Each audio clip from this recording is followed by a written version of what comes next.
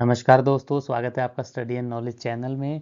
इस वीडियो में हम क्लास 6 की सोशल साइंस की बुक सामाजिक एवं राजनीतिक जीवन फर्स्ट के अध्याय 9 शहरी क्षेत्र में आजीविका के बारे में चर्चा करने जा रहे हैं। तो इस चैप्टर में हम शहरी क्षेत्र में जो लोग रहते हैं उनके रोजगार के बारे में हम बात करेंगे। चलिए बढ़ते हैं आगे। तो शहरी क्षेत्र में शहरी क्षेत्र के बारे में यहाँ पे बताया गया है कि भारत में लगभग 5,000 से ज़्यादा शहर हैं और 27 महानगर भी हैं। चेन्नई, मुंबई, दिल्ली, कोलकाता जैसे प्रत्येक महानगर में 10 लाख से ज़्यादा लोग रहते हैं। तो यहाँ देखिए क्या बताया गया है कि महानगर वो है जहाँ पे 10 लाख से ज़्यादा आबादी हो। अगर 10 लाख से कम आबादी है तो नगर कहलाएगा, 10 लाख से ज़्यादा है तो महानगर कहलाएगा। और कहते हैं कि इन शहर में ज़िंदगी कभी नहीं रुकती। एक शहर में जाकर देखते हैं कि वहाँ के लोग क्या काम करते हैं, वे क्या नौकरी करते हैं या अपने रोज़गार में लगे हैं। यहाँ पे हम देखेंगे इस चैप्टर में कि लोग शहरों में किस तरीके का व्यवसाय करते हैं, किस तरीके की नौकरी करते हैं। कई बार लोग अपना खुद का रोज़गार भी करते हैं, कई बार वे जॉब करते हैं। तो दोनों ही चीज़ों को हम देखेंगे कि वो अपना जीवन कैसे चलाते हैं, क्या रोज़गार और कमाई के मौके समान रूप से सभी को मिलते हैं। तो ये चीज़ हम इसमें देखेंगे कि शहरों के अंदर जो रोज़गार है क्या वो सभी लोगों को मिल रहा है या कुछ लोगों को मिल रहा है। तो चलिए आगे बढ़ते हैं। तो इस चित्र में आप क्या देख रहे हैं? तो यहाँ पे एक शहर के बारे में शहर का एक चित्र दिखाया गया है। चित्र नंबर 1 में आप देखिए ऊंची ऊंची बिल्डिंगें हैं, लोग पूरी भीड़ भाड़ है, हर जगह पे लोग भागम भाग में लगे हुए हैं, जल्दी जल्दी जा रहे हैं। एक बस चल रही है, एक ठेली चल रही है, बड़ी बड़ी बिल्डिंगें दिख रही हैं, फैक्ट्रियाँ दिख रही हैं। वहीं जो ये दूसरा चित्र है, चित्र नंबर 2 समझ लीजिए इसको। इसमें क्या हो रहा है कि इसमें भी भीड़ भाड़ है, लोग पूरी भागम भाग में लगे हुए हैं। मगर यहाँ क्या है, फुटपाथ पर ही बहुत सारे काम हो रहे हैं। देखिए एक तो झाड़ू लग रही है, हम देख रहे हैं। दूसरा एक नाई जो है बाल काट रहा है फुटपाथ पे। कुछ लोग फुटपाथ पे ठेली में सामान बेच रहे हैं, एक औरत जो है फूल बेच रही है। तो ये सारे जो है फुटपाथ पे काम हो रहा है। तो पहले चित्र में क्या हो रहा है, लोग जो है बड़ी बड़ी बिल्डिंगें हैं, भीड़ है, और दूसरे चित्र में क्या है, फुटपाथ पे ही काम हो रहा है। दोनों के दोनों चित्र जो है ये शहरी जीवन के बारे में ही दिखा रहे हैं। इससे हमें पता चलता है कि शहरों के अंदर भी असमानता है। ऐसा नहीं कि एक शहर है तो सारे लोग एक जैसे होंगे। शहरों के अंदर कुछ लोग बड़े बड़े शोरूम वाले हैं, तो वहीं कुछ लोग बिल्कुल फुटपाथ के ऊपर पॉलिथीन डाल के अपनी दुकान चला रहे हैं।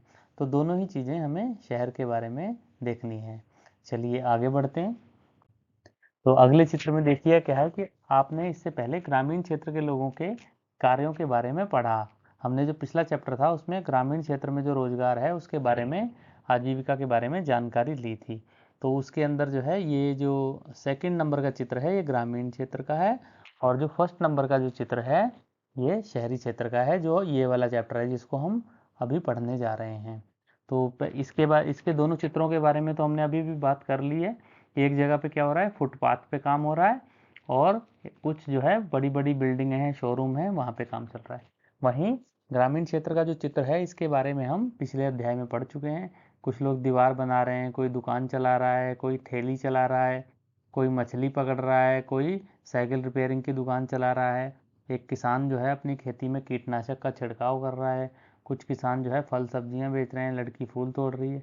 तो ये दोनों चित्रों के बारे में आप जो है देखिए कि ग्रामीण क्षेत्र और शहरी क्षेत्र में जो है किस तरीके से अलग अलग तरीके के रोजगार हैं। वहीं शहर के अंदर भी अलग अलग टाइप के रोजगार हैं। ऐसा नहीं कि एक शहर है तो एक ही जैसे रोजगार हैं, अलग अलग टाइप के रोजगार शहर के अंदर भी हैं और ग्रामीण क्षेत्र से तो बिल्कुल अलग हैं। चलिए आगे बढ़ते हैं। आप पहले ही ग्रामीण क्षेत्र के लोगों के कार्यों के बारे में पढ़ चुके हैं। अब पिछले पाठ में दिए गए ग्रामीण क्षेत्र के कार्यों से इस चित्र की जो है तुलना कीजिए। तो पिछले अध्याय में ग्रामीण क्षेत्र के लोग क्या कर रहे थे, खेती के कार्यों में लगे हुए थे, खेती उनका मुख्य व्यवसाय था। उसमें कुछ लोग मछली पकड़ रहे थे, कुछ साइकिल रिपेयर कर रहे थे, कोई दीवार बना रहे थे, कोई ठेली चला रहे थे, कोई सामान बेच रहे थे। यहाँ पे भीड़ बहुत ज़्यादा है शहर में, और लोग भाग दौड़ में लगे हुए हैं। शहर पर सड़क पर बहुत ज़्यादा लोग हैं और यहाँ बड़ी बड़ी इमारतें भी हैं। तो इन दोनों में ये अंतर है कि यहाँ के लोग जो है बहुत ही भीड़ भाड़ भरे माहौल में रहते हैं, और यहाँ सड़कों पे पूरी लाइन लगी हुई है। हर समय ऐसा लग रहा है किसी मेले में पहुँच गए हों। पूरी भागदौड़ भरी ज़िंदगी है, और बड़ी बड़ी बिल्डिंगें हैं, बड़ी बड़ी इमारतें भी हैं। तो ये शहरी क्षेत्र के बारे में हो गया। और इससे पहले जो मछली पकड़ना, खेती का काम, साइकिल रिपेयरिंग, दीवार बनाना, ठेली पर सामान बेचना, ये सारा क्या था, ये ग्रामीण क्षेत्र के जो कार्य थे वो थे। चलिए आगे बढ़ें।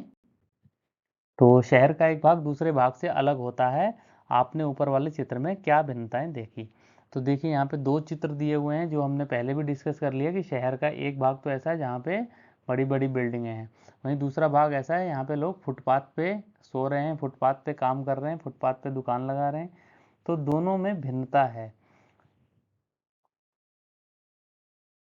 तो सड़कों पर काम करना, इस पे हम चर्चा करने वाले हैं। अगर आप किसी शहर में गए हैं तो आपने देखा भी होगा, सड़कों पर लोग दुकान लगाते हैं, ठेली लगाते हैं, सामान बेच रहे होते हैं, छोटे छोटे सामान बेच रहे होते हैं, फ्रूट्स बेच रहे होते हैं, सब्जियां बेच रहे होते हैं, कपड़े बेच रहे होते हैं।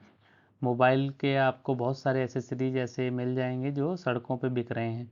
तो चलिए बात करते हैं इस चैप्टर में और क्या क्या बताया है। तो यहाँ एक लड़की कह रही है कि ये वो शहर है जिसमें उसकी मौसेरी बहन रहती है। एक लड़की अपनी मौसेरी बहन के यहाँ गई हुई है किसी शहर में। मैं यहाँ गिनी चुनी बार ही आई हूँ, यह बहुत बड़ा शहर है। एक बार जब मैं यहाँ आई थी तो मेरी मौसेरी बहन मुझे घुमाने के लिए ले गई थी। हम तड़के ही घर से निकल गए। जैसे ही हम मुख्य सड़क की तरफ मुड़े हमने देखा कि वहाँ काफ़ी चहल पहल थी।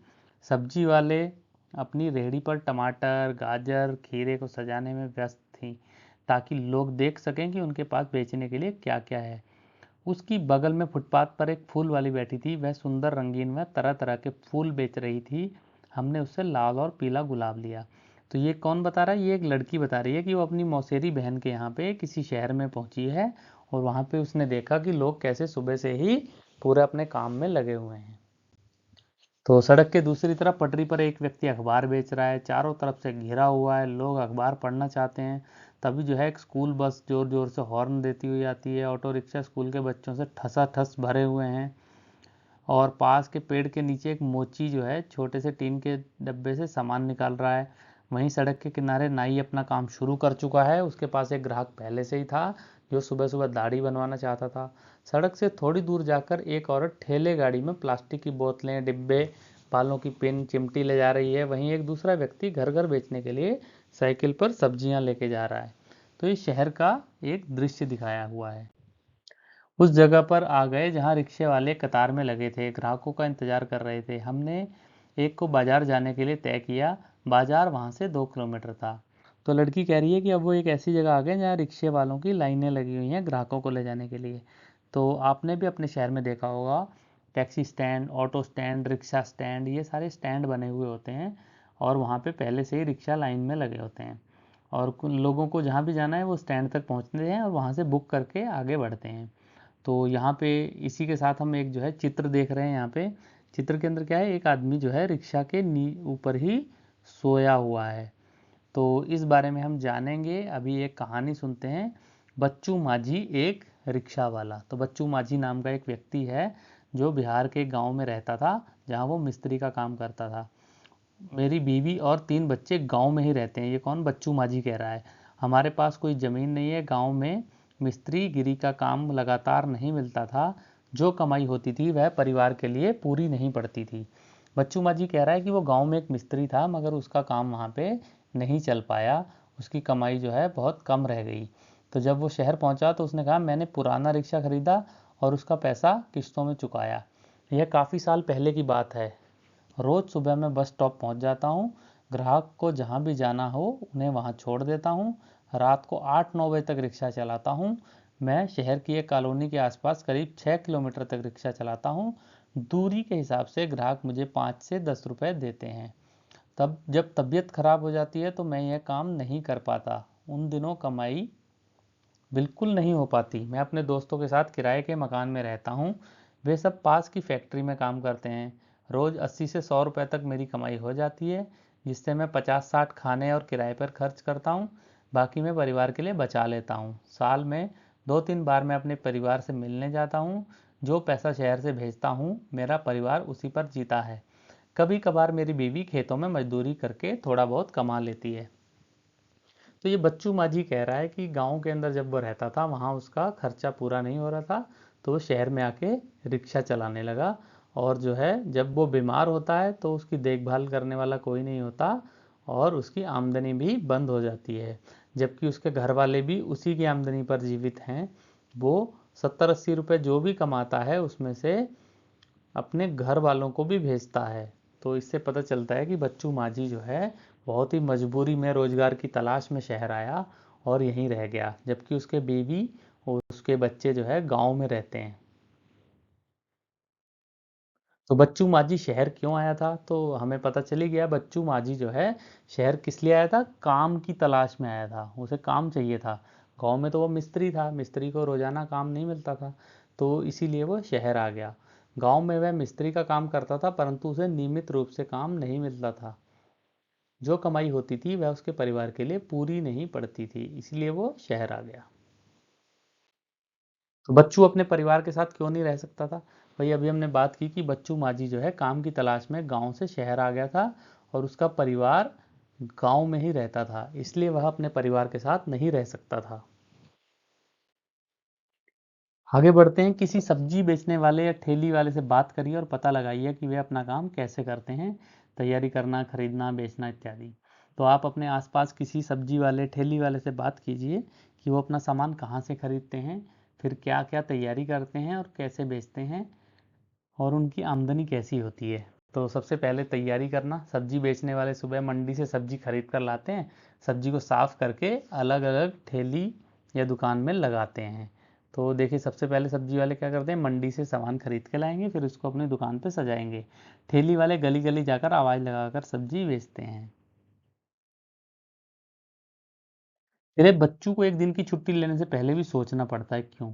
क्योंकि बच्चू माझी शहर में रिक्शा चलाता है, वह दिन में 80 से 100 रुपये कमाता है, जिसमें से पैसा बचाकर वह अपने परिवार को गांव में भी भेजता है। जिस दिन वह रिक्शा नहीं चला पाता या छुट्टी कर लेता है, उस दिन कोई कमाई नहीं होती, उसे नुकसान हो जाएगा, इसलिए वह छुट्टी नहीं ले पाता।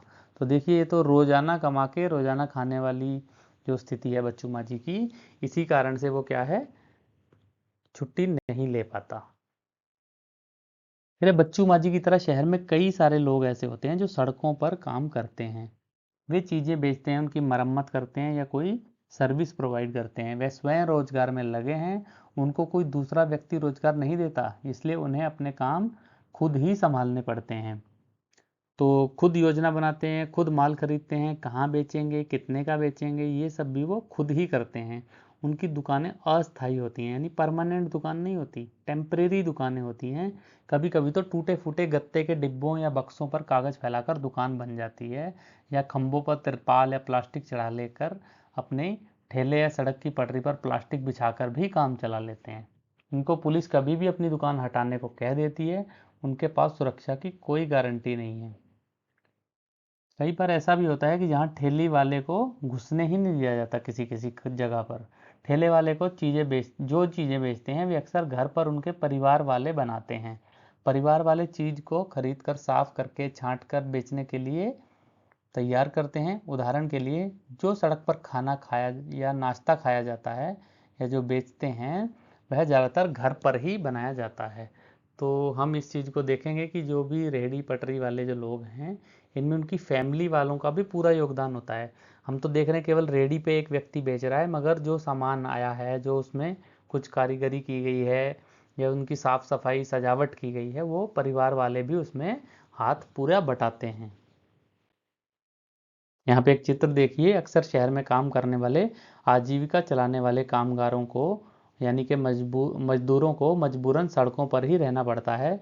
चित्र में ऐसी जगह दिखाई दे रही है जहाँ दिन के वक्त कामगार अपना सामान रख जाते हैं और रात में वहीं खाना बनाते हैं। तो ऐसे बहुत से लोग हैं, आपने अगर आप शहर में कभी आए हो तो आपने देखा होगा लोग जो है सड़क किनारे फुटपाथ पे ही सो रहे होते हैं। दिन भर मान लीजिए कोई व्यक्ति रिक्शा चला रहा है और शाम को फुटपाथ पर ही सो जा रहा है। तो इस तरीके के बहुत से उदाहरण हैं, आप अपने आसपास भी देख सकते हैं। फिर इसमें बात की है अहमदाबाद शहर की। तो अहमदाबाद नगर के या शहर के एक सर्वेक्षण में बताया गया कि काम करने वाले 12% लोग सड़कों पर काम कर रहे थे। हमारे देश के शहरी इलाके में लगभग 1 करोड़ लोग फुटपाथ तथा ठेलों पर सामान बेचते हैं। अभी हाल ही में गलियों और फुटपाथ पर इस काम को यातायात और पैदल चलने वालों के लिए रुकावट की तरह देखा जाता था। यानी लोग ये सोचते थे कि ये जो गलियों में फुटपाथ पे जो लोग सामान बेच रहे हैं, ये पैदल चलने वालों के लिए सही नहीं है, क्योंकि ये क्या करते हैं, एरिया घेर लेते हैं बहुत सारा। लेकिन कई संस्थानों के प्रयासों से अब इनको सभी के लिए सुरक्षित और उपयोगी माना जाने लगा है, क्योंकि इन संस्थाओं ने क्या किया है, आजीविका कमाने के अधिकार के रूप में देखा है।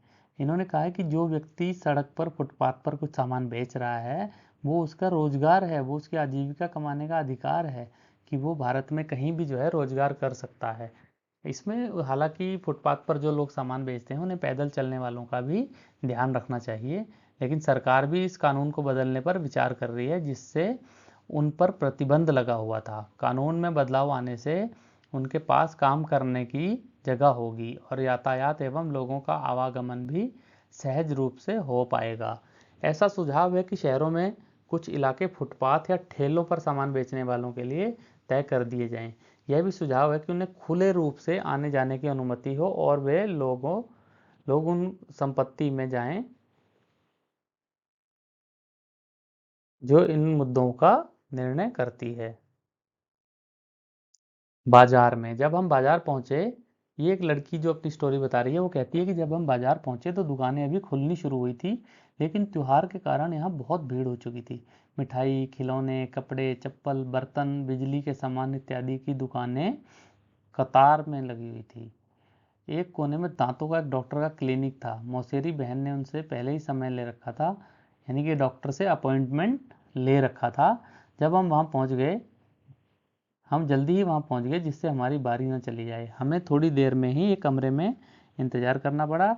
डॉक्टर ने उसके दांतों का परीक्षण किया और दांत का छेद भरवाने के लिए अगले दिन आने को कहा। वह बहुत डर गई थी, क्योंकि उसने सोचा कि एक तो अपना दांत खराब होने दिया और ऊपर से इतना दर्द सहना पड़ेगा। डॉक्टर के यहाँ से हम सिले हुए कपड़ों के एक शोरूम पर गए, क्योंकि मैं कुछ सिले सिलाए कपड़े खरीदना चाहती थी। इस शोरूम की 3 मंजिलें थी और हर मंजिल पर अलग अलग तरीके के कपड़े थे। हम तीसरी मंजिल पर पहुंची, वहां लड़कियों के कपड़े रखे हुए थे। अगर आप भी अपने आसपास के किसी शोरूम में गए हों तो वहां पे आप देखेंगे कि इसी तरीके से होता है। अलग अलग लोगों के कपड़े अलग अलग जगहों पे होते हैं या अलग अलग मंजिलों पे भी होते हैं। कई बार लड़कों के कपड़े अलग होंगे, लड़कियों के अलग होंगे, बच्चों के अलग होंगे। और जो है इस तरीके से शोरूम्स के अंदर जो है अलग अलग कंपार्टमेंट्स या अलग अलग फ्लोर्स पे ये अलग अलग चीज़ें बिक रही होती हैं। तो बड़ी दुकान में, एक दुकान के बारे में यहाँ पे अब बात हो रही है, एक्चुअली एक शोरूम के बारे में बल्कि यहाँ बात हो रही है। तो हरप्रीत नाम का एक व्यक्ति है, वो कह रहा है कि पहले मेरे पापा और चाचा एक छोटी सी दुकान पर काम करते थे। इतवार को और त्योहारों के समय मैं और मेरी माँ उनकी मदद करते थे। मैंने कॉलेज की पढ़ाई पूरी करने के बाद वहाँ काम करना शुरू कर दिया। अब मेरी पत्नी वंदना और मैं यह शोरूम चलाते हैं। तो हरप्रीत क्या कह रहा है कि पहले उसके चाचा पापा भी जो है एक दुकान पे काम करते थे। अब उस जो हरप्रीत की पत्नी वंदना है, वो और हरप्रीत मिलकर एक शोरूम चलाते हैं। तो वंदना क्या कह रही है, हमने कुछ साल पहले यह शोरूम खोला। मैं एक ड्रेस डिजाइनर हूँ। वंदना जो हरप्रीत की पत्नी है, वो कह रही है कि मैं एक ड्रेस डिजाइनर हूँ। मैंने तरह तरह के फैशन के कपड़े बनाने की पढ़ाई की है, लेकिन आजकल लोग कपड़े सिलवाने की जगह सिले सिलाए यानी रेडीमेड कपड़े पहनना पसंद करते हैं। इसलिए मेरा ध्यान इस बात पर ज़्यादा है कि कैसे इन रेडीमेड कपड़ों को आकर्षक रूप से सजाकर रखा जाए। ये कौन कह रहा है, ये वंदना कह रही है। वंदना और हरप्रीत का एक शोरूम है, वो शोरूम के अंदर जो है नए नए डिजाइनर कपड़ों को सजा के रखते हैं। हम अपने शोरूम के लिए अलग अलग जगहों से सामान खरीदते हैं। ज़्यादातर माल मुंबई, अहमदाबाद, लुधियाना और त्रिपुरा से आता है। कुछ सामान दिल्ली के आसपास के शहरों जैसे गुड़गांव और नोएडा से भी आता है। कुछ कपड़े हम विदेशों से भी मंगवाते हैं। इस शोरूम को सही रूप से चलाने के लिए हमें कई चीज़ें करनी पड़ती हैं। हम विभिन्न अखबारों में, सिनेमा हॉल में, टेलीविज़न में, रेडियो में, अखबार में जो है विज्ञापन देते हैं, एडवर्टाइजमेंट देते हैं। अभी तो यह शोरूम किराए पर है, पर जल्द ही हम इसे खरीद लेंगे। जब से यह बाजार आसपास के रहने वाले लोगों के लिए मुख्य बाजार बन गया है, तब से हमारा व्यापार बहुत बढ़ गया है। हमने एक कार खरीद ली है और पास की सोसाइटी में फ्लैट भी खरीद लिया है। ये कौन कह रहा है, ये वंदना कह रही है, जो हरप्रीत की पत्नी है। वो कह रही कि हमारा काम बहुत अच्छा चल रहा है। अभी तो हम किराए की दुकान पर रह रहे हैं, मगर धीरे धीरे जो है हम दुकान को खरीदने का भी प्लान कर रहे हैं। फिर हरप्रीत और वंदना की तरह कई लोग हैं जिनके पास शहर के बाजारों में अपनी दुकानें हैं। छोटी छोटी दुकानें हैं और लोग अलग अलग चीज़ें बेचते हैं। ज़्यादातर व्यापारी अपनी दुकान या व्यापार खुद संभालते हैं, वे किसी दूसरे को नौकरी पर नहीं रखते। ये पक्की दुकानें होती हैं जिनके पास नगर निगम से व्यापार करने के लिए लाइसेंस होता है। नगर निगम यह निश्चित करता है कि सप्ताह में कौन से दिन बाजार बंद रहेगा। उदाहरण के लिए इस बाजार में दुकानें बुधवार को बंद रहती हैं। इस बाजार में छोटे छोटे दफ्तर और अन्य सुविधाएं भी हैं जो बैंक, कोरियर इत्यादि की सेवाएं देती हैं। तो प्रश्न है कि वंदना और हरप्रीत ने बड़ी दुकान क्यों शुरू की? उनको यह दुकान चलाने के लिए क्या क्या करना पड़ता है? तो देखिए, वंदना और हरप्रीत ने तरक्की और अधिक कमाई के लिए बड़ी दुकान की शुरुआत की। अपने शोरूम के लिए अलग अलग जगहों से वो सामान खरीदते हैं। ज़्यादातर माल जो है मुंबई, अहमदाबाद, लुधियाना और त्रिपुरा से आता है। कुछ सामान दिल्ली के पास के शहरों जैसे गुड़गांव, नोएडा से भी आता है। कुछ कपड़े विदेशों से भी आते हैं। तो ये आपको थोड़ा ध्यान रखना है कि इसमें जो है सामान कहाँ कहाँ से आता है। मुंबई, अहमदाबाद, लुधियाना और त्रिपुरा से, दिल्ली के आसपास के शहर गुड़गांव, नोएडा से, और कुछ कपड़े जो है विदेशों से भी आते हैं। इस शोरूम को सही रूप से चलाने के लिए उन्हें अखबारों में, सिनेमा हॉल में, टेलीविज़न और रेडियो चैनल पर विज्ञापन देने पड़ते हैं। विज्ञापन मतलब एडवर्टाइजमेंट देना पड़ता है। आपने देखा होगा जब आप कभी मूवी देखने अगर गए हैं तो वहाँ पे एडवर्टाइजमेंट आते हैं, तो टीवी में एडवर्टाइजमेंट आते रहते हैं। तो वो जो है इसी तरीके से जो शोरूम मालिक हैं या जो कंपनियां हैं वो एडवर्टाइजमेंट देती हैं। तो वंदना और हरप्रीत भी एडवर्टाइजमेंट देते रहते हैं। चलिए आगे बढ़ते हैं। एक बड़ी दुकान के मालिक से बात कीजिए और पता लगाइए कि वे अपने काम की योजना कैसे बनाते हैं। क्या पिछले 20 सालों में उनके काम में कोई बदलाव आया है? तो बड़ी दुकान के मालिक कई प्रकार का सामान अलग अलग जगहों से खरीदते हैं। तो जैसे हमने वंदना और हरप्रीत वाले केस में देखा था कि वो क्या करते थे, सामान जो है उसमें वैरायटी रखने की कोशिश करते थे, उसको सजा के रखते थे। तो इसी तरीके से आप किसी बड़ी दुकान में जाएंगे तो उनके पास बहुत वैरायटी होगी, अलग अलग तरीके के सामान होंगे। तो तभी जो है ग्राहकों को ज़्यादा चॉइस मिलती है। तो बड़ी दुकान के मालिक कई प्रकार का सामान अलग अलग जगहों से खरीदते हैं ताकि उनके ग्राहकों को सामान में ज़्यादा भिन्नता मिल सके। भिन्नता मतलब वैरायटी मिल सके। वे विज्ञापन भी देते हैं। कुछ सालों में उनके काम में काफ़ी बदलाव आया है। लोगों की पसंद बदली है। अधिक दुकानें खुल गई हैं जिससे प्रतिस्पर्धा बहुत बढ़ गई है। तो हमने देखा था कि आजकल लोग रेडीमेड कपड़े पहनना चाहते हैं। वंदना और हरप्रीत वाली स्टोरी में भी हमने देखा कि लोगों की चॉइस जो है बदल रही है। तो बड़ी दुकान वालों को भी उसी चॉइस के अनुसार खुद को बदलना पड़ता है। चलिए आगे बढ़ते हैं। तो दोस्तों, जो बाजार में सामान बेचते हैं और जो सड़कों पर सामान बेचते हैं उनमें क्या अंतर है? ये आपकी पाठ्य पुस्तक की एक प्रश्न है। तो इसको हमने दो भागों में बांट लिया है। एक पहले वाले में हम लिखेंगे बाजार में सामान बेचने वाले, और दूसरे में लिखेंगे सड़कों पर सामान बेचने वाले। तो देखते हैं इनमें क्या क्या अंतर होते हैं। तो पहला अंतर है, जो बाजार में सामान बेच रहे हैं उनकी दुकानें ज़्यादातर जो है पक्की दुकान होती हैं, और जो सड़कों पे सामान बेच रहे हैं उनकी अस्थाई होती है, या ठेली होती है, या कच्ची दुकान होती है। बाजार में बेचने वालों के पास लाइसेंस होता है और इनके पास लाइसेंस नहीं होता। कभी भी पुलिस इनको बोलती है कि आप दुकान हटाइए। तो यहाँ पे ज़्यादा लोग काम करते हैं जो पक्की दुकानें हैं, और जो बाज़ार में ठेली या कच्ची दुकान है वहाँ पे जो दुकान का मालिक है वो खुद ही काम संभालता है। फिर अलग अलग जगहों से सामान खरीदते हैं पक्की दुकान वाले, और जो कच्ची दुकान वाले हैं, छोटी दुकान वाले हैं, वो अपनी फैमिली के साथ मिलकर ही सामान बनाते हैं ज़्यादातर। तो ये इनमें कुछ बेसिक अंतर हैं। आप जो है और भी कुछ अंतर अगर आपको लगते हैं तो वो आप नोट कर सकते हैं। चलिए आगे बढ़ें। फैक्ट्री में मैं अपने कपड़े पर जरी कराना चाहती थी। जो लड़की स्टोरी सुना रही है वो ये कह रही है कि वो अपने कपड़े पर जो है जरी का यानी कि कुछ कढ़ाई का काम करवाना चाह रही थी, जो मुझे खास मौके पर पहनना था। मेरी बहन ने कहा कि वह निर्मला को जानती है जो एक कपड़े सिलने की फैक्ट्री में काम करती है। निर्मला के पड़ोसी जरी और कढ़ाई का काम करते हैं। हमने बस पकड़ी और फैक्ट्री की तरफ चल पड़ी।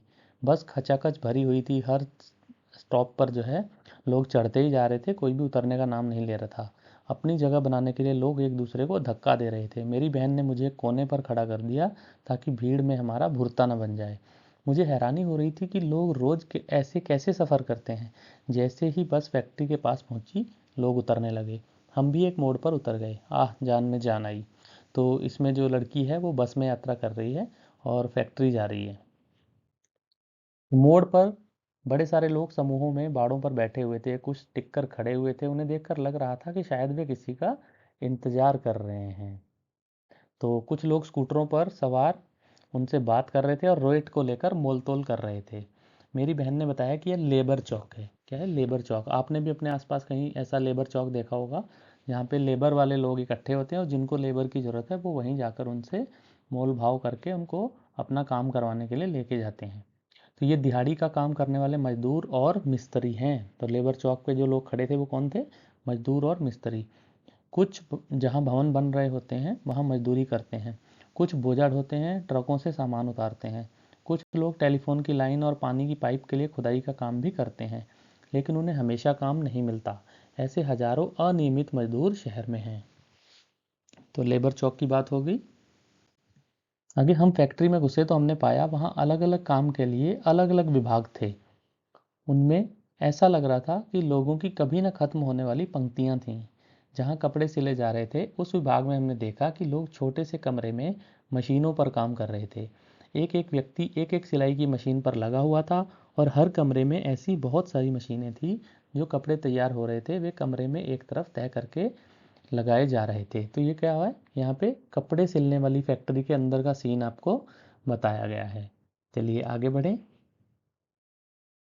हमने निर्मला को एक ऐसी ही जगह पर पाया। वह मेरी बहन से मिलकर बहुत खुश हुई। उसने वादा किया कि मेरे कपड़ों पर जरी का काम करवा देगी। निर्मला कपड़े निर्यात करने वाली एक कंपनी में दर्जी का काम करती है। तो निर्मला क्या है? निर्मला एक वर्कर है जो कपड़े को एक्सपोर्ट करने वाली एक कंपनी के अंदर दर्जी का काम करती है। जिस फैक्ट्री में वह काम करती है वहाँ अमेरिका, इंग्लैंड, जर्मनी और नीदरलैंड जैसे देशों के लिए गर्मी के कपड़े सिले जाते हैं। यानी विदेशों में कपड़े जो है भेजे जाते हैं और इंडिया में उसको बनाने वाले लोग जो है फैक्ट्रियों में काम कर रहे हैं। दिसंबर से अप्रैल तक निर्मला पर काम का बहुत बोझ रहता है। वह 9 बजे सुबह से काम शुरू करती है और रात के 10 बजे तक ही काम निपटता है। तो देखिए 9 बजे सुबह से रात के 10 बजे तक काम करना पड़ रहा है, यानी कि 13 घंटे यहाँ पे बैठ रहे हैं, 13 घंटे काम करते हैं और रात 10 बजे तक काम निपट पाता है। कई बार और भी देर हो जाती है। वे हफ्ते में 6 दिन काम करती है। जब काम जल्दी का होता है तो उन्हें इतवार को भी काम करना पड़ता है, यानी संडे को भी काम करना पड़ता है कई बार। निर्मला को रोज 8 घंटे काम करने के 80 रुपये मिलते हैं। देखिए 8 घंटे जो काम करती है उसके 80 रुपये और अतिरिक्त 40 रुपये देर तक काम करने का मिलता है। ओवर टाइम बोलते हैं इसको, एक्स्ट्रा पैसा भी मिलता है जो ज़्यादा काम करता है उसको। तो 40 रुपये अतिरिक्त मिलते हैं। जून तक काम खत्म हो जाता है, यानी कि जून महीना है तब तक जो है काम खत्म हो जाता है। तो फैक्ट्री वाले इन दर्जियों की संख्या घटा देते हैं। तो जितने अभी काम है तो ज़्यादा लोगों को लगा रखा है, जब काम कम होगा तो फैक्ट्री वाले दर्जियों की संख्या घटा देते हैं। निर्मला को भी निकाल दिया जाएगा। हर साल करीब 3 से 4 महीने उसके पास काम नहीं रहता।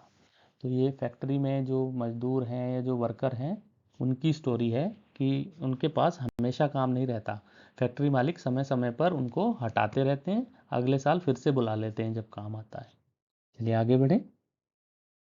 निर्मला की तरह ज़्यादातर कारीगर अनियमित रूप से काम में लगे हुए हैं। तो अनियमित क्या होता है? यानी कि जिनको कभी भी हटा दिया जाता है, कभी भी लगा दिया जाता है। तो निर्मला की तरह ज़्यादातर कारीगर अनियमित रूप से काम में लगे हुए हैं। तो निर्मला भी अनियमित रूप से ही लगी हुई है। मतलब उनको काम पर तभी जाना होता है जब मालिक को ज़रूरत होती है। रोज़गार तभी मिलता है जब मालिक को बहुत सारा काम मिल जाता है या फिर ख़ास मौसमों में काम मिलता है। साल के बचे हुए समय उन्हें दूसरा काम ढूंढना पड़ता है। तो ये इंपॉर्टेंट चीज़ है यहाँ पे। साल के बचे हुए समय उन्हें दूसरा काम ढूंढना पड़ता है। निर्मला की तरह की नौकरियाँ स्थायी नहीं होती। स्थायी नौकरी नहीं है, ये टेम्परेरी नौकरी है, टेम्परेरी काम है। अगर कारीगर अपनी तनख्वाह या परिस्थितियों के बारे में शिकायत करते हैं तो उन्हें निकाल दिया जाता है। यानी कि अगर तनख्वाह बढ़ाने के लिए कहेंगे या ये कहेंगे कि यहाँ पे समस्या हो रही है काम करने में तो उन्हें निकाल दिया जाएगा। नौकरी की कोई सुरक्षा नहीं होती। अगर कोई बुरा व्यवहार करे तो उनके बचाव के लिए कुछ नहीं होता। उनसे बहुत लंबे समय तक रोज काम करने की उम्मीद रखी जाती है। उदाहरण के लिए बिजली से चलने वाले करघों की यानी वाटरलूम फैक्ट्री में मजदूरों का एक दिन और रात की पालियों में 12-12 घंटे काम करते हैं और उन्हें 8 घंटे से ज़्यादा काम करने की मजदूरी अलग से नहीं मिलती। तो ये एक उदाहरण दिया गया है हाथ से बने करघे, यानी जहाँ पे धागा बनता है वहाँ के मजदूरों को 12-12 घंटे काम करते हैं, मगर एक्स्ट्रा टाइम का, ओवर टाइम का भी कोई पैसा अलग से नहीं मिलता। उन्हें नॉर्मल मजदूरी में ही 12 घंटे काम करना पड़ता है। तो ये है अस्थायी रूप से जो काम करते हैं उनका बहुत शोषण होता है। हमने जो पिछला चैप्टर था ग्रामीण क्षेत्र वाला, उसमें भी देखा था कि लोग लंबे समय तक जो है बेरोजगार भी रहते हैं। उन्हें बीच बीच में रोजगार मिलता है, बीच में वो बेरोजगार हो जाते हैं। तो इस तरीके की समस्या शहरों के अंदर भी है कि जब रोजगार नहीं होता, इसी कारण से मजदूरों का शोषण भी होता है। चलिए आगे बढ़ें। आपको क्या लगता है कि फैक्ट्रियां या छोटे कारखाने मजदूरों को नियमित रूप से काम पर क्यों नहीं रखते? तो देखिए, अगर नियमित रूप से रखेंगे तो उनको बहुत सारी चीज़ें देनी पड़ेंगी। जैसे फैक्ट्रियां, छोटे कारखाने मजदूरों को नियमित रूप से काम पर नहीं रखते ताकि उन्हें ओवर टाइम और सुरक्षा ना देने पड़े, उन्हें ज़्यादा से ज़्यादा लाभ हो सके। तो देखिए, ओवर टाइम भी देना पड़ेगा। अगर नियमित रूप से रखेंगे तो ओवर टाइम का पैसा देना पड़ेगा। वहीं काम कम होने पर अस्थायी मजदूरों को आसानी से हटा देते हैं। क्यों नहीं रखते वो? क्योंकि जब काम कम होगा तो अस्थायी को तो हटा देंगे, अगर स्थायी को रख लिया तो जब काम कम होगा तब भी सैलरी देनी पड़ेगी। तो इसीलिए जो फैक्ट्रियां वाले हैं, कारखाने वाले हैं, वो मजदूरों को नियमित रूप से काम पे नहीं रखते। इसके साथ साथ उन्हें हेल्थ बेनिफिट देने पड़ सकते हैं, कुछ उनकी भविष्य निधि में भी कुछ पैसा डालना पड़ेगा, ताकि जब वो रिटायर होंगे स्थायी कर्मचारी तो उनको कुछ पैसा उस समय भी तो मिलेगा। तो इस तरीके से जो छोटे कारखाने हैं या फैक्ट्रियाँ हैं, वो लोगों को स्थायी रखते ही नहीं है, हर साल हटाते रहते हैं, फिर से रख लेते हैं। मगर इससे उनको क्या होता है, एक तो जब काम होता है तभी उनको सैलरी देनी पड़ती है, दूसरा उनका भविष्य निधि में कोई पैसा उनका खर्च नहीं होता। तो निर्मला जैसे मजदूरों की काम करने की परिस्थितियों का निम्न आधार पर विवरण कीजिए। काम के घंटे, कमाई, काम करने की जगह, सुविधाएं, साल भर में रोजगार के दिनों की संख्या। तो चलिए निर्मला की ही हम बात कर लेते हैं। तो काम के घंटे क्या है? सुबह 9 से रात 10 बजे तक, सप्ताह में 6 दिन, यानी कि 13 घंटे काम करती है प्रतिदिन, और सप्ताह में 6 दिन काम करती है। कमाई 8 घंटे के 80 रुपये और अतिरिक्त काम के 40 रुपये उसको मिलते हैं। काम करने की जगह व सुविधाएं, छोटी जगह पर मशीनों पर काम करते हैं, कोई सुविधा नहीं। अगर कारीगर काम की परिस्थिति की शिकायत करे तो नौकरी से निकाल दिया जाएगा, यानी नौकरी कच्ची है। अगर आपने कहा कि मुझे ये समस्या है, यहाँ पे काम अच्छे से नहीं हो पा रहा, तो आपको नौकरी से ही निकाल दिया जाएगा। तो रोजगार के दिनों की संख्या, साल में लगभग 8 महीने काम मिलता है, और जब मालिक को कोई बड़ा ऑर्डर मिल जाए तब काम मिलता है, नहीं तो वो मज़दूरों को हटा देते हैं। तो ये हो गई निर्मला जैसे मज़दूरों की काम करने की स्थितियाँ। तो आप ध्यान से देखिए कितना शोषण है, जब आपको ये भी नहीं पता कि आपको कब हटा दिया जाएगा, आप कोई शिकायत भी नहीं कर सकते, और अगर आपको कोई बुरा व्यवहार करे आप उसके खिलाफ भी नहीं बोल सकते, आपको सैलरी भी कम मिल रही है, आपको ये भी पता है कि आपका मालिक जो है आपको कभी भी हटा सकता है, तो बहुत ही ये खराब स्थिति में काम करने पर मजबूर हैं। अरे क्या आप मानेंगे कि दूसरे घरों में काम करने वाली महिलाएं भी अनियमित मजदूरों की श्रेणी में आती हैं? क्यों?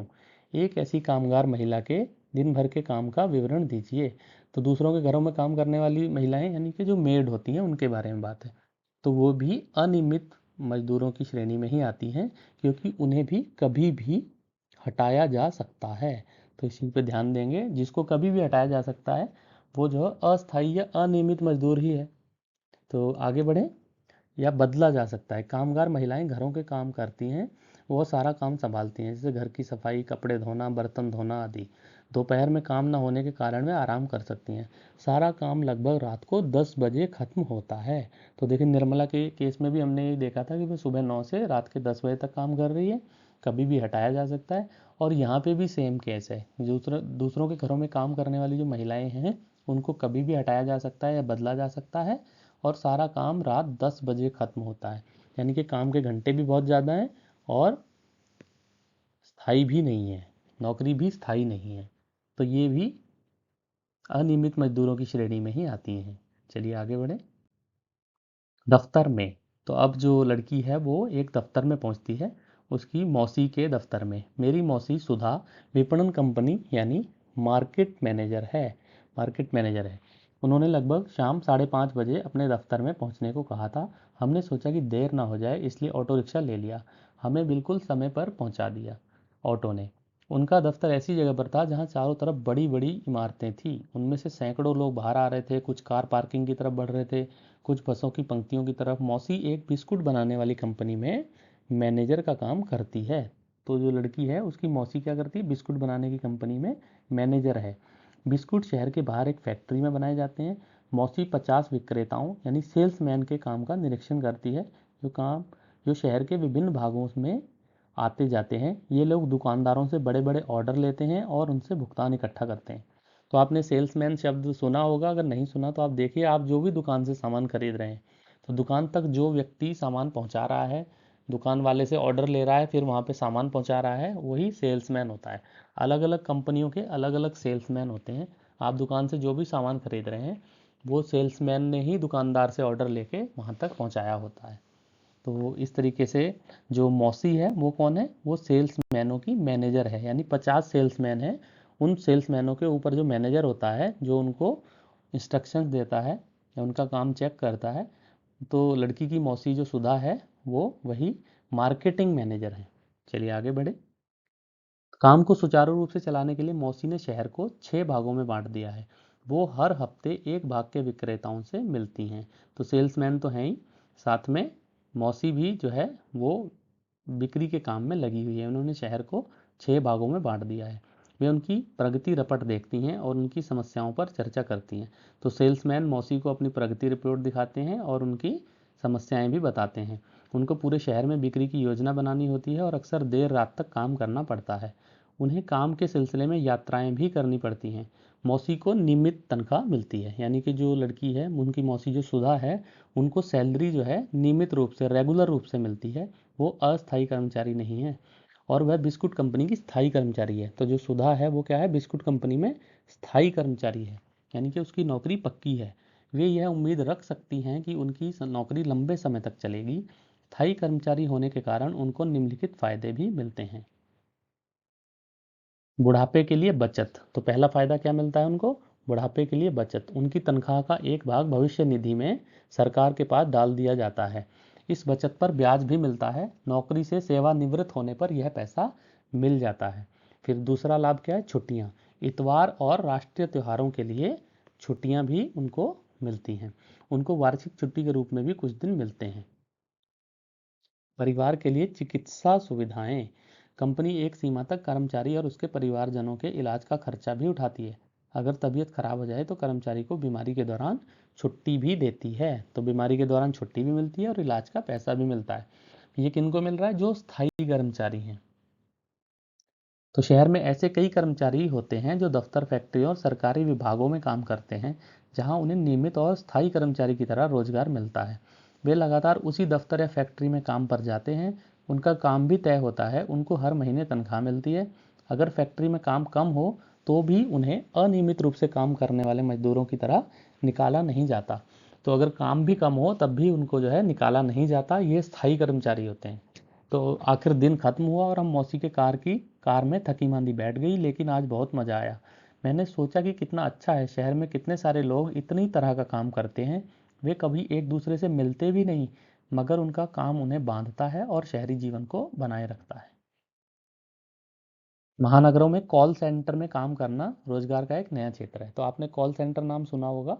तो ये क्या होता है, कॉल सेंटर, यहाँ पे कॉल करते हैं कस्टमर केयर वाले। तो आपने भी कभी, आपको कस्टमर केयर की कॉल आई होगी या आपने सुना होगा, या आप जो भी सामान खरीदते हैं उस पर देखिए कस्टमर केयर नंबर भी होता है।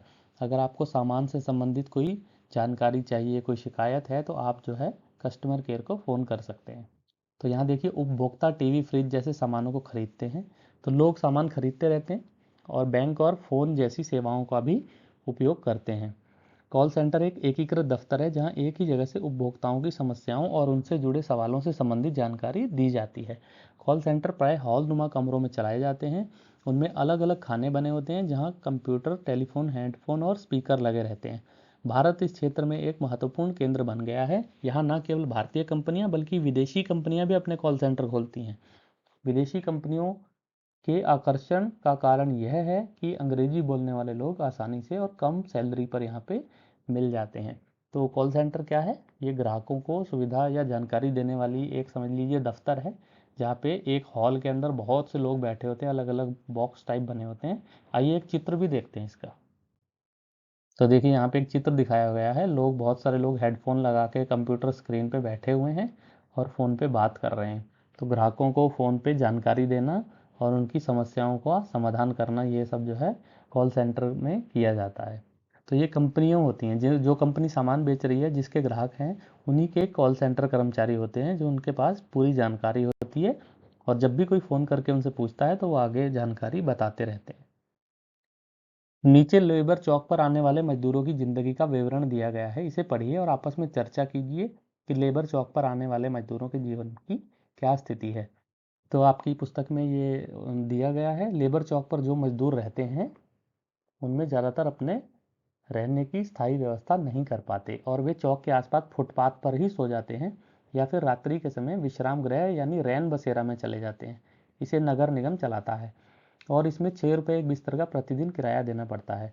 सामान की सुरक्षा का कोई इंतजाम न रहने के कारण वे वहाँ के चाय चाय है यहाँ पे चाय और या पान बीड़ी वालों की दुकानों को बैंक के रूप में इस्तेमाल करते हैं। उनके पास वे पैसा जमा करते हैं, उनसे उधार भी लेते हैं। वे अपने औजारों को रात में उनके पास हिफाजत के लिए छोड़ देते हैं। दुकानदार मजदूरों के सामान की सुरक्षा के साथ ज़रूरत पड़ने पर उन्हें कर्ज भी देते हैं। तो जो छोटी छोटी दुकान वाले हैं वो एक बैंक की तरह काम करते हैं। मजदूरों का सामान भी रखते हैं, अपने पास सेफ रखते हैं, क्योंकि मजदूर तो रात को रैन बसेरे में सोने चला गया, वहाँ पे कोई लॉकर या अलमारी तो मिलती नहीं है। तो उनका सामान जो है वो कहाँ जाएगा? तो सामान दुकान वाले रख लेते हैं और ज़रूरत पड़ने पर मजदूरों को उधार भी देते हैं, उनके सामान की सुरक्षा भी करते हैं। तो चलिए आगे बढ़ें। निम्नलिखित तालिका को पूरा कीजिए और उनका काम किस तरह से अलग है इस पर वर्णन कीजिए। तो बच्चू माझी की यहाँ बात हो रही है। बच्चू माझी का काम की जगह क्या है? सड़क पे काम करता है, वो रिक्शा चलाता था। उसकी आय 80 से 100 रुपये प्रतिदिन। काम की सुरक्षा सुविधाएं बिल्कुल नहीं है और सुविधाएं भी नहीं है और स्वयं का काम है या रोजगार है तो स्वयं का काम करता है। रिक्शा खुद का है उसका। तो फिर हरप्रीत और वंदना की बात यहाँ पे हो रही है। हरप्रीत वंदना का काम कहाँ? काम की जगह क्या है? एक शोरूम है। आय उनकी निश्चित नहीं है पर अच्छी खासी आय हो जाती है। काम की सुरक्षा, हाँ, उनके पास जो है परमानेंट काम है, उनको हटाया नहीं जाता क्योंकि उनका खुद का काम है। तो कार व फ्लैट खरीद लिया उन्होंने, यहाँ पे कार आएगा। और स्वयं का काम, उनका खुद का काम है। फिर निर्मला की बात है। निर्मला कपड़े फैक्ट्री में काम करती है, दर्जी है, 80 रुपये प्रतिदिन उसकी सैलरी है। काम की सुरक्षा बिल्कुल नहीं है, सुविधाएं भी नहीं है और वो रोजगार करती है यानी नौकरी करती है। इसके साथ सुधा की बात करते हैं। सुधा बिस्कुट फैक्ट्री में काम करती है। उसकी इनकम तो यहाँ पे नहीं बताई मगर अच्छी इनकम है उसकी। और काम की सुरक्षा जो है वो उसके पास है, वो परमानेंट कर्मचारी है। क्या क्या सुविधाएं मिल रही हैं? भविष्य निधि में पैसा मिल सकता है जब वो रिटायर होगी। छुट्टियां भी मिलती हैं और चिकित्सा सुविधा भी मिलती है, इलाज की सुविधा भी मिलती है। और वो उसका खुद का काम है, रोजगार है, तो वो रोजगार है यानी कि वो नौकरी कर रही है। चलिए आगे बढ़ें। एक स्थायी और नियमित नौकरी अनियमित काम से किस तरह अलग है? तो यहाँ पे हम कंपेयर करेंगे। एक स्थायी और नियमित नौकरी करने वालों की एक निश्चित मासिक आय होती है। स्थायी कर्मचारी होने के कारण विभिन्न प्रकार की सुविधाएं मिलती हैं, जैसे भविष्य निधि, छुट्टियां, परिवार के लिए चिकित्सा सुविधा, मकान या मकान का किराया, काम करने के निश्चित समय और घंटे। तो ये स्थायी कर्मचारी की बात हो गई। ये कौन है? ये स्थायी कर्मचारी हैं। और ये जो नीचे हैं ये अस्थायी कर्मचारी की बात हम करने वाले हैं। अनियमित कर्मचारी की मासिक आय निश्चित नहीं होती, सैलरी भी फिक्स नहीं है। वह जितने दिन काम करता है उतने दिनों का पैसा मिलता है। जब काम पे बुलाया जाएगा केवल तभी पैसा मिलेगा। कोई निश्चित छुट्टी नहीं होती, किसी प्रकार की कोई सुविधा नहीं मिलती। काम, समय और घंटे निश्चित नहीं होते। काम की भी सुरक्षा नहीं होती, यानी कभी भी हटा दिया जाता है। तो इस तरीके से अनियमित कर्मचारी जो है उनकी मासिक आय भी कम होती है, उनको कोई सुविधा भी नहीं मिलती और उनको कभी भी हटा दिया जाता है। चलिए आगे बढ़ते हैं। सुधा को अपने वेतन के अलावा और कौन कौन से लाभ मिलते हैं? तो क्या क्या लाभ मिलते हैं? सुधा को वेतन के अलावा निम्नलिखित लाभ मिलते हैं, जैसे रविवार, राष्ट्रीय अवकाश, छुट्टियां, वार्षिक अवकाश की छुट्टियां, परिवार के लिए चिकित्सा सुविधा और बीमार होने पर चिकित्सा अवकाश या भविष्य निधि की सुविधा। चिकित्सा अवकाश के बारे में भी हमने जाना था कि जब कोई बीमार हो जाता है कर्मचारी तो उसको छुट्टी भी मिलती है बीमारी के सही होने तक। और भविष्य निधि क्या है? जब रिटायर हो जाएंगे उस समय भी कुछ पैसा मिलेगा। फिर अंतिम हमारा प्रश्न है, नीचे दी गई तालिका में अपने परिचित बाजार की दुकानों या दफ्तरों के नाम भरें। कि वे किस प्रकार की चीज़ें सेवाएं उपलब्ध कराते हैं। तो बच्चों ये आप खुद भी कर सकते हैं। यहाँ पे हमने कुछ एग्जाम्पल दे रखे हैं आपको। जैसे अपने आसपास की दुकान एक लोकेश डेयरी, दूध व दूध से बनी वस्तुएं जो है वो बेचते हैं। गैस एजेंसी है, तो गैस एजेंसी क्या है, एलपीजी गैस सिलेंडर देते हैं। अस्पताल है, चिकित्सा सुविधा प्रदान करते हैं। सरकारी स्कूल शिक्षा प्रदान कर रहे हैं। जल बोर्ड जल की सुविधा या पानी आपको प्रोवाइड करा रहे हैं। तो इस तरीके से आप जो है इसमें कुछ और चीज़ें भी ऐड कर सकते हैं। आपके आसपास जो भी दुकान है या कोई दफ्तर है वहाँ पे क्या काम होता है आप उसको इसमें नोट करके लिख सकते हैं। अपनी अलग से भी आप जो शीट है वो बना सकते हैं। तो बच्चों आशा करता हूँ आपको ये वीडियो पसंद आया होगा। ये इस पुस्तक जो सामाजिक एवं राजनीतिक जीवन फर्स्ट है उसका अंतिम चैप्टर था। तो हमने इसके सभी चैप्टर करवा दिए हैं। अब हम एक वीडियो बनाएंगे जिसमें एक ही वीडियो के अंदर जल्दी जल्दी हम जो है सारे के सारे चैप्टर साथ में कवर करेंगे। उसमें हम इतने डिटेल में नहीं जाएंगे, केवल इम्पॉर्टेंट चैप्टर्स को कवर करेंगे। तो उम्मीद करता हूँ आप उस वीडियो को भी देखेंगे। तो थैंक यू वेरी मच। अगर आपको वीडियोस अच्छी लगी हैं तो चैनल को सब्सक्राइब कीजिए, वीडियो को लाइक कीजिए, शेयर कीजिए। और यदि कोई आपका सुझाव है तो हमें कमेंट सेक्शन में कमेंट करके बताइए। Thank you very much. धन्यवाद।